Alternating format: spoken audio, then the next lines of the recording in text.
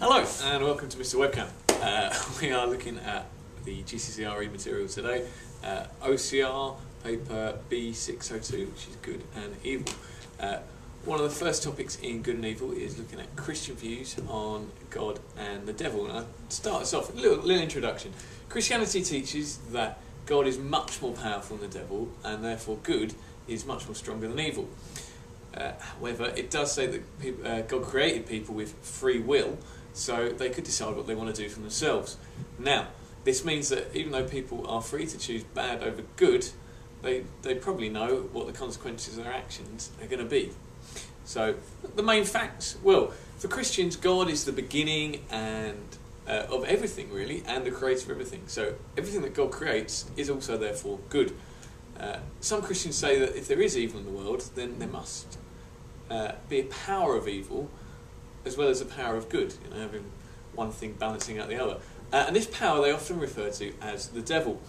Some people say that there's no such thing as the devil, and that it's just people who choose to be evil. For example, you might say that Mother Teresa chose to be good, but Saddam Hussein chose to be evil. Others might attribute it to an actual being, such as perhaps the devil. The story of the origins of the devil as a fallen angel isn't actually found in the Bible, but in another religious book called the Apocrypha, which wasn't really thought suitable to put in the Bible itself when they compiled it thousands of years ago. There are very few references to Satan in the Bible, although he does appear at the beginning of Jesus' ministry when he tempts him in the wilderness for 40 days. Now, something to remember, people use the words good and evil without really thinking about what they mean by them. The question is, how do people make these judgments about what is right and what is wrong, or good and evil? You might say, well, I just knew it was good, or I knew this was evil, or this was the right thing to do. I just knew it. But what does that really mean? And philosophers ask for people to consider this a little bit more deeply.